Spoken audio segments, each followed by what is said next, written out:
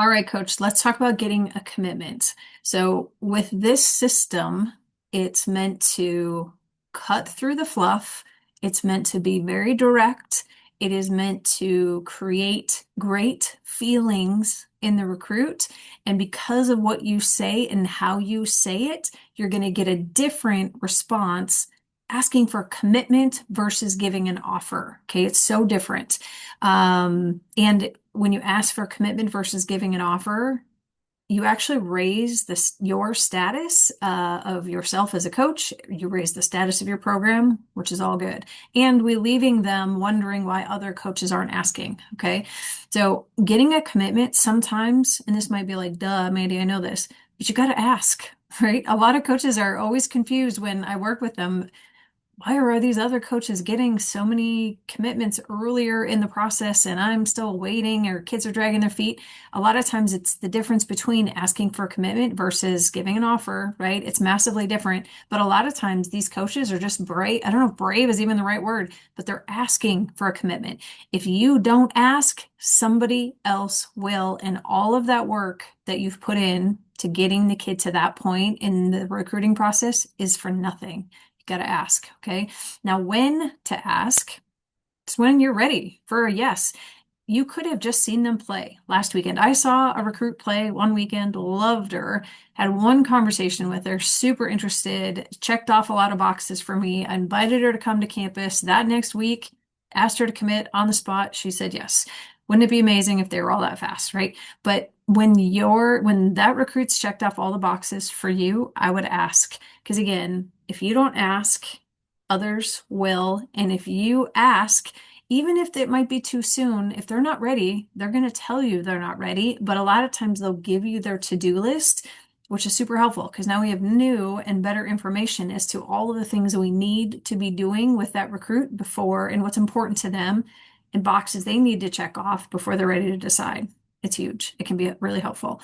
So the process, simple. And I know a lot of you watching this have heard me say this before, but I want to say it again. This is the process, 4 steps. This I have gotten from Dan Suter, 100%. This was a game changer for me. These 4 simple statements, and the thing, this isn't Dan Tudor's opinion. This is not my opinion.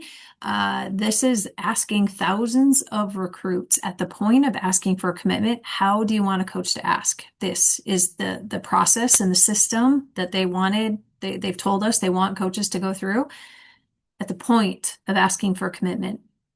Even though you've said this to them multiple times, hopefully, tell them again. Over the process, I really liked, about your personality, about your discipline, about your work ethic, about your playing ability, whatever it is. Tell them again. What's the plan? When you're here on our team as a freshman, what I see you doing is whatever the position, the events you see them competing in, how we're going to develop you, like all the things, right? Long term, what's the plan? Third, simple. I want you here. And especially if the team really liked them when they had a chance to come visit, the team loved you, right? Don't say it if it's not true, but I want you here. When you say number 3, instantly you're going to see a smile on their face. I've seen it every single time. And then, and this is usually if I go back, these first 3 things most coaches are doing. You're probably doing that. You're probably like, yep, yep, yep, I'm doing that. This is where most coaches fall short. Let me know when you're ready. Nope. Are you feeling like you'd be ready to verbally commit? And then pause. You got to be quiet for a few seconds because they're processing everything you just said, right? But 2 key words that are important, feeling. You're not saying you need to. You're not saying you have to. I want you to. I need you to. I think you should. Feeling. Are you feeling like you'd be ready to verbally commit? And verbal is a safe word, right? Could they change their mind? Yep, maybe. Hopefully, we're going to keep committed, but verbally commit. Okay. Now, these 4 things, I want you to think about who is who is the recruit that's furthest along for you at this point right now? Text them. Hey, I have something really important to ask you tonight. I have something I'd like to share, to talk to you about. Can we hop on a call tonight? This, I think, is a phone call, not a text message, right? You certainly could, but, be professional and let's talk about it on ideally a Zoom call. And even if you want their parents there, that's probably who's going to have more questions than anybody else, right? But rank in order, right? Who is your top recruit? And it could be the best athlete. It could be the one that you're furthest along with at this point, but call them and ask them. Remember, I said at the beginning of this, we also want to figure out who's a no for you. This is where, when you lay out these four things to a recruit, this is what you're going to hear. You might hear a yes right away. Awesome. Okay. If you hear a no, I'm telling you, it's not because of all the nice things you just said to them, right? Or that you're not putting pressure on them. They don't say no to you because they feel like you're putting pressure on them. They say no to you because at this point in the process, they've already determined they're not coming to you. And so I've never had a recruit after saying these four things tell me, Mandy, how dare you tell me how much you like me and give me a chance to be on your team, right? Never heard that. They appreciate it and they want to reciprocate with all the nice things you just said to them. And they start to feel like, you know what, I've already decided, I've crossed them off my list. I should tell them, right? So that's what I'm saying, like, get your list together. Who are all of the athletes that you have that you've been recruiting? I would almost say, depending on how many recruits you've got on your list, I would say a third of them have already determined they're not coming to you. Let's figure that out in November and not figure that out in, April, February, March, April, right? That gives you months and months. I've had a few conversations recently with coaches. Who did I talk to recently? There was a coach I talked to, a wrestling coach that has almost 60 applications at this point, and his admissions wanted him to get another 60 applications. And I'm like, okay, we might need to do that. But first, let's go through the 60 that have already applied and figure out where they're at because he needs 20 for his class. And I'm like, you might already have 20 ready to decide or pretty close to deciding. You're going to have of the 60, probably, 20 that have already determined they're not coming to you. Let's get them off the list, right? Let's get a feel for where your group currently is at, because you might have closer to 20 than you might realize out of the 60 that have applied. And so we're going at it from let's figure out where the current group is before we get distracted and start putting all this time and effort into getting new kids on the list. You know what I'm saying? Hopefully that makes sense. Or if they're not ready, again, you're not going to force them to say yes. If they're not ready, not yet, coach, because I've got to do this, this, and this, or I'm waiting on financial aid, or I'm waiting on whatever, right? Whatever the things are, they'll give you their to-do list afterwards, but now it's kind of up to you to stay consistent and check those boxes off to get a decision, right? Or you've got one last visit. Okay, when's the visit? How much time do you need after that visit, right? There are different things you can say to put yourself more in control of when you're getting answers from these kids. Hopefully that makes sense. I put in my email to you, my scheduling link, book a call with me and let's talk through some of your recruits that you have right now. Who can we maybe have this conversation with? And let's talk through some of the things you could do to help get an answer from these kids. Now, a couple other things that I want you to think about. Other parts of my system recruiting to get answers from kids, things that help me determine who to ask for commitment and who to wait on. One of them was my first phone call. What's your timeline for making a decision? Are you gonna, and then I give them options. Don't just wait for an answer because teenagers, they have no idea. What's your timeline for making a decision? There are some recruits that want to go early. They want to decide before their senior year starts, or they don't need the FAFSA, or they just want the stress of the decision done so they can enjoy their senior year. Or there are some recruits that I'm talking to that want to wait until after the season. They want other options, see what other options have, come up, or they want to wait on the FAFSA or whatever it is. Which one are you? And then what I made note of is who are the kids that want to go early. Those are the kids that I prioritized. I always found when I treated everybody the same, or, I was asking kids, even though they told me they wanted to go later, I still was asking them to commit and I was waiting forever for them to get decisions. I started to segment them early and late. Early kids, I prioritized. I got on calls with them. I talked to the parents more. I did all the things because I knew I was going to get an answer for them faster versus the late kids. It was going to take forever, right? So I just extended the conversation, but let them know that I'm only going to be offering to kids early, asking for commitments from those that wanted to go early. It made things go a lot faster. I got decisions faster. I got no's faster, which helped me know if I should add more kids or, if I was good with that roster. Hopefully that makes sense. There were things what helped me know who to ask for commitments from sooner was again, my micro commitment sheet. I always, in text messages or phone calls with the best recruits, at least once a week, I was asking them to do things.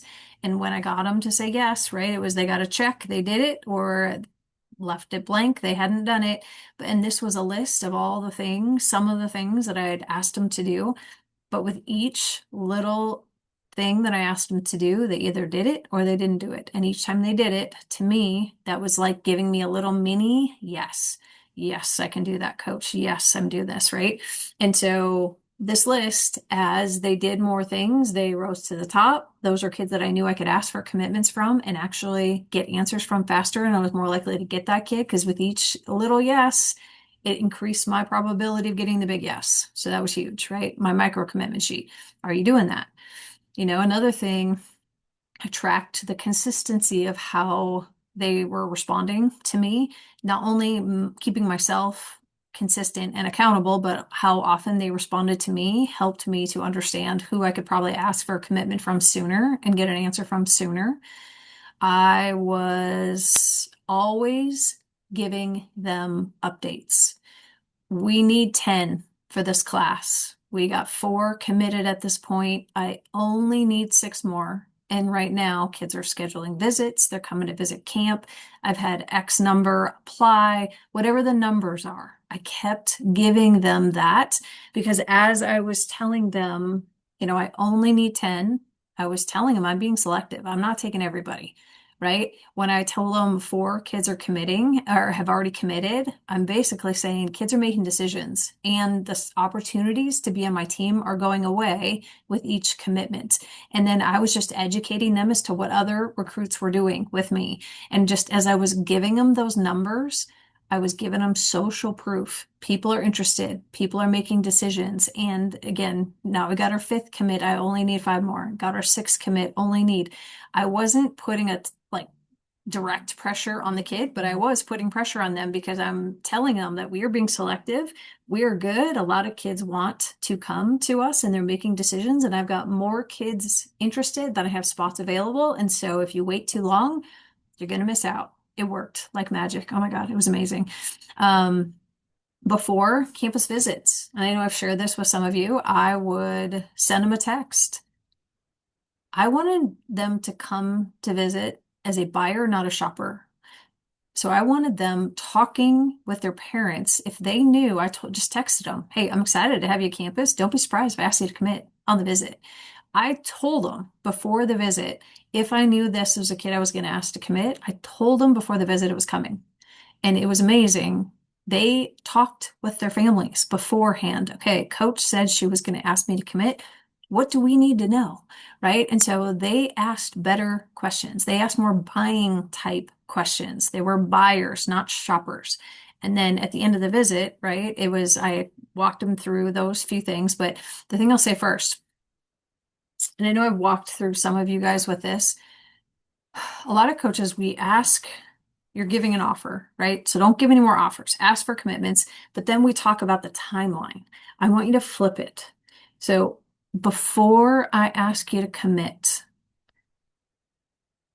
the thing I need to know is how soon before you're ready to decide. So before you ask, I'd love to talk to you about committing to our program, but before I ask, I need to know how soon before you're ready to decide, because I already have, 4 commits. I only need 6 more. And I've got a lot of other recruits that I'm talking to that are looking to make a decision. But I wanted to ask you first. If you need a long time, it's okay, but you just need to know that I can't wait that long. And so I can't offer you a spot now, because if the longer I wait on you, the more likely I am to lose these other recruits. I don't care if you're Division 3. I don't care if you're I don't care which division you are. I'm telling you, this is you being in control and leading your program and leading your recruits to a decision. They need to know this from you. You are in control, not them, right? And this, I mean, the wording and how I said this might not resonate with you, but let's hop on a call and we can talk through how to say it. But I'm telling you, this is me not, I didn't ask a kid if they said it was going to take months and months and months. Yep, it's okay, but just know that I'm offering this to somebody else. I'm telling you, when I told a recruit that, no, no, no, no, like don't offer it to somebody else. Like, I didn't know. Let me, can I have a week? Can I have, and they moved those that were seriously interested. That fear of missing out kicked in, and I got answers faster, and it revealed who was really interested. Those that were like, yeah, no, no, that's fine. Offer it to somebody else. I guess I'm not totally ready yet. And I understand you need to. Like, it really just helped me get a better feel for who was going to move faster, who was going to move slower, who was really interested and who wasn't. Okay, take it or leave it, but it was super helpful for me. Um, so here's the language to maybe use. Now, a couple questions you could ask if they're not ready to commit. Help me understand. What are you still trying to figure out about us? I mean, just different things you could ask to not get them defensive, but get them opening up and sharing different things. What else do you feel like you have left to do before you're ready to decide? I found this worked really well. If they, well, we just got to wait on FAFSA. We got to make sure the money works out. Yep. If the money works out, is this where you want to be? Because if it is, I will save a spot for you if you're ready to commit right now. Because if you're not, that's okay. But you just need to know I've got other kids who are ready to make decisions, and I'm going to offer them. And once my spots are gone, and again, some of you that are swimming or lacrosse or track and you've got a million, spots to fill, we got to word it a little bit differently, but get the concept of it, right? Is if you're not ready, it's okay. Just know that I'm offering other kids. And once, we feel like we've got a good number of commits for this year, we're going to be done, right? Or however you want to say it, but get the concept, because, money aside, as long as the money works, is this where you want to be? Follow up with that. Don't just take well, no, no, I understand. You got to make sure the money works out. Yep, 100%. We got to make sure the money works out, but it's just pending financial aid. If it works out, is this where you're coming? Because if it is, I'll save a spot for you. One of my fifth spot, and then I've only got 5 more spots, and we're done with this class. If you're not ready, it's okay. You get the idea, okay? What's holding you back from committing? There are things. If they're not ready at this moment and they don't give you answers, you've got to ask, because there might be objections that they have. They might be parent, might be, you know what, my dad wasn't here and he wanted to come. Okay, now we know that. Now we can set up, that next visit or whatever it is. Don't just leave it as, you know, okay, you're not ready. Okay, well, let me know when you're ready. Nope. Keep asking questions, dig deeper. Um, Ultimately, as a shredder, I mean, I usually I feel like the one thing that kills a lot of coaches' momentum in recruiting process is not staying consistent, letting big gaps of time go. I've done other recruiting made simples about the follow-up after a visit. You've got in your members area a follow-up after visit plan, and a strategy and a system for that. Especially after you've asked for commitment, try to follow up again within a few days. Keep whatever rhythm you established before asking for a commitment. You got to keep that rhythm after the ask. Because if it's like you're dating these kids. If you go a long stretch of time without communicating with them after you've asked for a commitment, and especially if they said not yet or no, or if they said no, get them off your list, right? But if they or not yet, and then they don't hear from you, maybe I did something wrong. I haven't heard from coach in a while. Like, I'm not sure what's going on. Got to stay consistent. Okay. So my challenge to you again, who is the athlete as I was talking through all of this that you were thinking of that would be a good person to contact?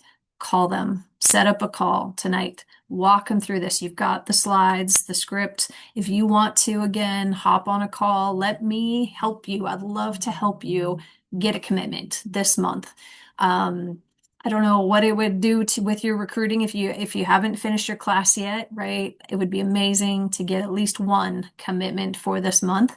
Let me help. I can help, with some of these things. So book a call, make the calls, and then let me know how it goes, right? Because they all will end up differently, maybe.